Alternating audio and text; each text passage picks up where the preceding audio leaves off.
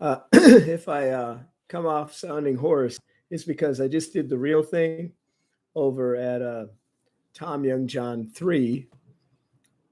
Perhaps in the future it'll be 4 or 5 or 6 or 7, but right now it's Tom Youngjohn 3, TOM space Youngjohn, no space, YOUNGJOHN, space, uh, the numeral 3. That's the one that has the general's voice. Anyway, this one does not have the general's voice, and which is why I can do it. Normally, I would do this version first, but it struck me as kind of really big news. So let's hop into the news. Hunter Biden hanged at GITMO by Michael Baxter over at realrawnews.com, October 16th, 2021. To get the article up. And I know some people don't like, me doing voices, different voices. Um, you don't have to watch, you don't have to listen. You can go over. I've got a link to the article. You can read it if you want aloud to yourself in the way that you see fit.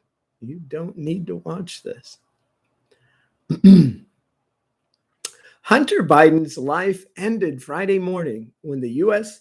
Navy Judge Advocate General's Corps, in cooperation with the Office of Military Commissions, hanged him to death at a few minutes past 8 a.m. His execution happened only a few weeks after a military tribunal at Guantanamo Bay found him guilty of treason, a capital offense, and a myriad of sex crimes against underage women. Hunter Biden's last hours alive were remarkably like those of other deep secret handshake state agents. He was awoken at 6 a.m. and offered a last meal.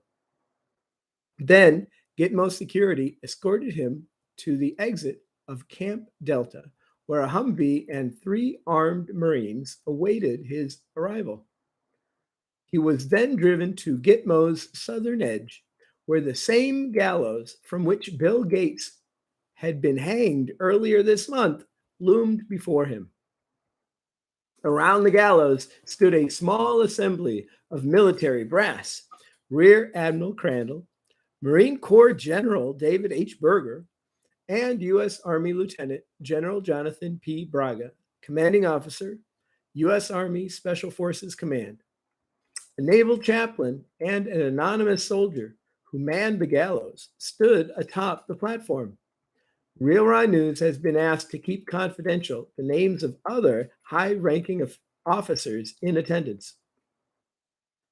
After Biden ascended the shallow flight of steps leading to the platform and had a noose slipped around his neck, Rear Admiral Crandall asked if he had any last words or wanted to give a statement of contrition. "You can't do this to me. I'm a civilian. I'm not a politician. I'm not in the game," said a defiant Biden. "Game?" Rear Admiral Crandall queried. "You're about to be hanged, Mr. Biden, and you're talking of games? You probably thought this was a chess game and saw yourself as a rook or even the queen. You were always a pawn, and you put yourself in the game, as you put it, and you ran amok, afoul of everything this country is supposed to stand for. It was all Barack. He was calling all the shots. He's behind everything from C-19, that thing you can catch, to a tanking economy, to wanting to see the country tear itself apart. All I ever did was have some fun." Biden pleaded as the anonymous soldier tightened the noose. "The time for telling us what we already know is over," Rear Admiral Crandall said. The chaplain gave last rites, and a moment later, the trap door swung open beneath Biden's feet. His neck snapped.